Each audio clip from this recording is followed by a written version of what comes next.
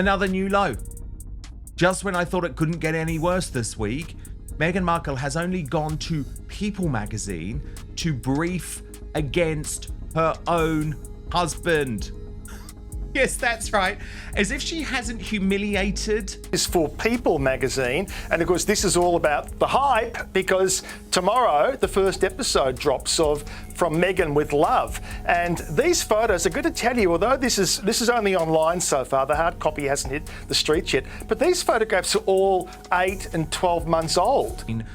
Reporting in People magazine, which I do always have to remind you has clearly come directly from Meghan herself or one of her representatives, because that's how she works with People magazine. People magazine has now become the biggest propagandist for the Sussexes since Omid Scobie, that weird little bloke, you know, the one that looks like Michael Jackson. So Meghan Markle just gave an interview to People magazine, and oh honey, it wasn't just another feature, it was a flashing neon sign that screamed single era loading.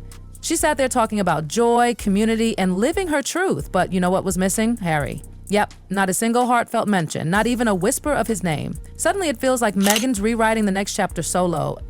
Which I find very peculiar. Why didn't they do a far more recent photo shoot with her? They've obviously done a more recent interview with her, and to be very honest, it's a puff piece, but that's not a criticism. She obviously is wanting to avoid.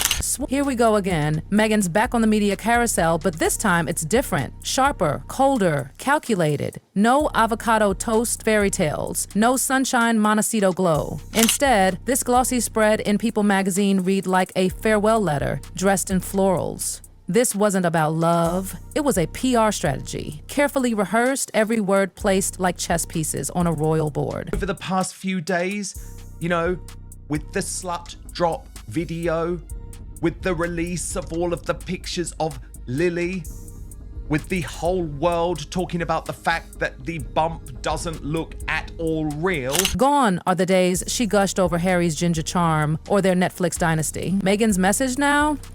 She's evolved, she's empowered, she's journaling her way through spiritual awakenings. And Harry?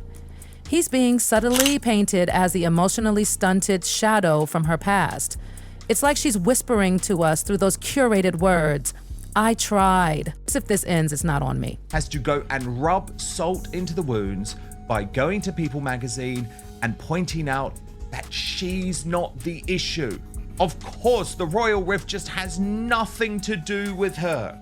So we're going to get analysis from our royal mastermind, Prince Harry's biographer Angela Levin, in just one moment. But first, let me take you through this astonishing...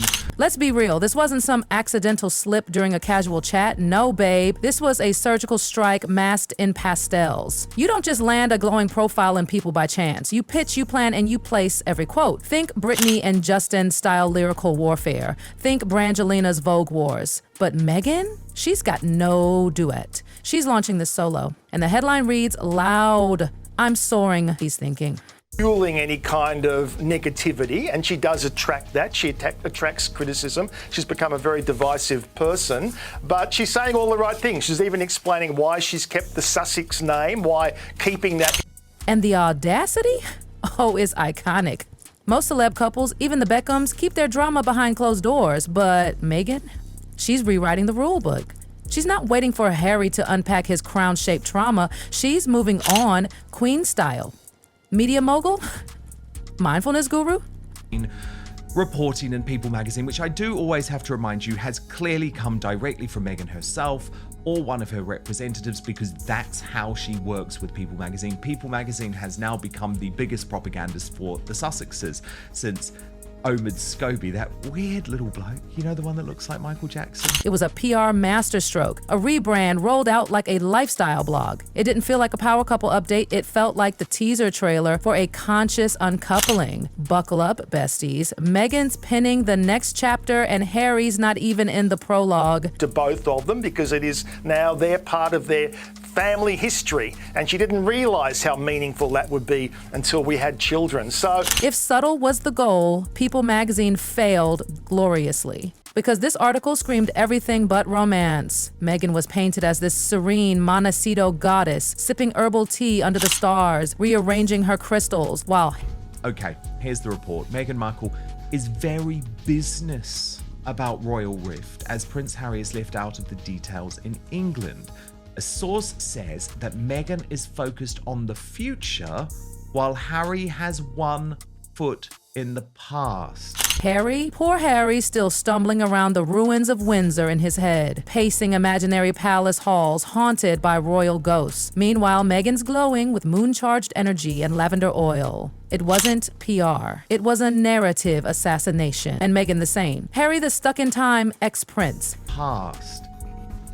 The need to know. Meghan Markle is looking ahead while Prince Harry remains emotionally tethered to his royal past, a source tells People. Then came the mic drop quote, the one that exploded all over TikTok and sent royal fans into chaos. Meghan wishes Harry could let go of the past and be more present in the life they've built. Oh honey, read it twice. That wasn't a plea, that was a diagnosis. Translation, he's miserable and I'm out. Look, I don't think there's too much in there to upset people, put it that way, and she's obviously wanted to create some excitement about the show, which, as I say, drops tomorrow. Now, we have a brand new trailer.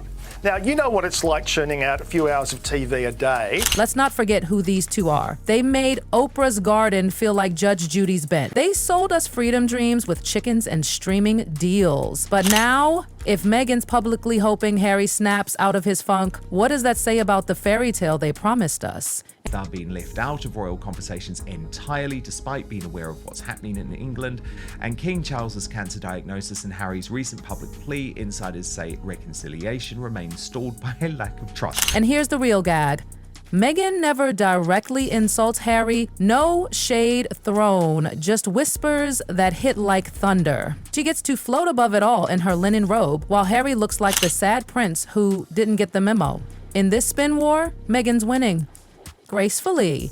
She's only doing 8 episodes, and she's got a couple of $1 million per episode. So this, and like any trailer or teaser, you're going to pull out the best bits, right, to get people excited and entice them to watch. So here is the latest trailer from Meghan with Love. To really understand the storm Harry's wading through, we need to rewind. Tea turned wildfire. Trust. Okay, so we're going to go into this in much more detail, but Angela Levin, can I just kick off by saying this is not normal? The only other couple that I have ever known to brief against each other. He came for everyone. King Charles, cold and clueless. William, a jealous brawler. Camilla, a press puppet. That wasn't just venting, that was character assassination in hardcover. Harry didn't just burn bridges, he filmed the flames and pitched it to Netflix. They remain married. Remember, that's the difference. This happens with warring couples, with divorcing couples all the time. But while they remained married was Victoria and David Beckham. And now, he's stunned that no one's texting him about King Charles' health. Seriously? He dragged the entire royal bloodline and is shocked they removed him from the group chat? It's given, why wasn't I invited after telling the bride her dress was ugly? We're going to stay together and put their issues behind them. It was just impossible to have two different camps within one marriage briefing publications. But that's exactly what Meghan Markle has done here. It is a disgusting new low, briefing against her husband to People magazine. Meanwhile, Meghan, she's iced out, emotionally distant. She's not pausing for dramatic sighs about reconciliation anymore. There are no tears, no quotes about healing. Meghan's already moved on, emotionally, spiritually, entrepreneurially. While Harry's stuck doing emotional archaeology, Meghan is sipping matcha in the next chapter of her life. Atrocious. Of course I think it's right that the royal family are leaving him out of all of the discussions. He has no right to know about his father's health. I'm sorry, you've blown that, mate. But for Meghan to try and say, oh, he's just stuck in the past. My husband is the one stuck in the past and I've done nothing wrong, is the height of narcissistic delusion. Now Harry's alone on both fronts. Royals ghosted him. Meghan eyeing the exit. The unified rebel couple narrative is cracking. Meghan isn't even faking hand-holding anymore. She's pressing forward with this elegant, quiet detachment that whispers, I told you not to write that book. Harry's burning in yesterday. Meghan's barefoot in tomorrow. All the time, that you should be the person that is hears his father say, "I'm so sorry, let's get together." I don't believe that in 1 minute. Sure, Spare sold millions, but at what cost? Trust, family, maybe even the fairy tale? You can't drop a memoir like it's a bomb and then ask for a family group hug. Life doesn't work like that, especially not in royal circles. Meghan with love. Are you excited? I am excited. I could not and love her anymore. I know, and It's I'm good to see being inspired because hands-on. look what I've gone and done. I've done my own for you, my own for the. Underneath all the polished covers and Netflix gloss is a brutal truth. Harry and Meghan might share a house, titles, and a brand, but emotionally, they're galaxies apart. He's orbiting pain, she's floating past the stars. I think it's Prince Harry, who actually has to apologise hugely because of all the nasty Yes. things he said, for saying that his father was trapped in his job, as was William. Let's zoom in on Meghan again. She's the architect of reinvention. Always one move ahead, whispering to her PR army and A-list friends. She's not surviving, she's thriving. And Harry? He's emotionally still outside Windsor Castle trying to read the map. He left the monarchy, but it hasn't left him. I don't believe that it should be that way Well, round. indeed. And not to mention the fact that he revealed the details of just how bad his father's cancer was in that BBC interview. But look, let's get on, Angela, and we can analyse as we go to this specific reporting from People. Spare wasn't closure. It was a primal scream in hardcover. Catharsis not healing, and now Harry's adrift. No crown, no cause, and no clarity. Meghan's laying mosaic tiles for her next empire. Harry's stuck in the ruins of the last one. How bad his father's cancer was in that BBC interview. But look, let's get on, Angela, and we can analyse as we go to this specific reporting from People. Which write, Meghan Markle and Prince Harry are united in their support of each other. This isn't just a difference in personality, it's an emotional chasm. She's lighting candles and realigning her chakras. He's dissecting old tabloid headlines. She's manifesting empires. He's marinating in trauma. It's not just misalignment, it's corrosion. Like, I need to get the dimensions. They were finally able to give them to me, what the 3PL was going to have in the tissue paper, but I needed to see it and feel it. I needed my hands in it, which I think is part of, for me, my authentic self is really being involved in the creative and the granular. How do you move forward together when one of you is facing backward? Meghan's sprinting toward the future. Harry's stuck in the royal trauma pit stop. Meghan's polishing her Oprah 2 arc. Harry's becoming a sad footnote in someone else's success story. The deep divide with the royal family from different perspectives.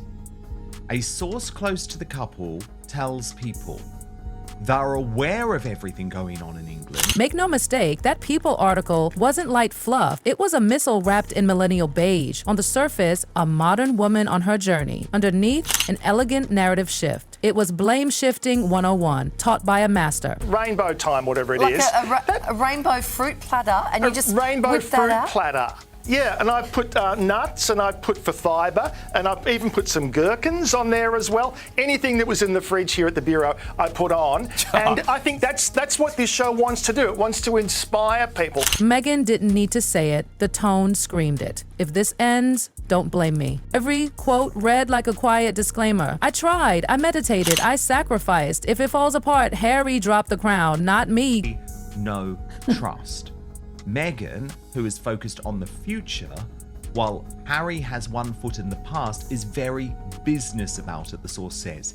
Now, Angela. Gone is the teary Duchess who once confided in Oprah. This Meghan, she's polished, calculated, curated, every word focus grouped. She isn't reacting, she's storytelling. And the story? I'm centered, he's chaotic. A quiet quote wrapped in scented calm hits harder than any public clapback. Let's just pause on that viral quote again. Meghan wishes Harry could be more present. Sounds soft, right?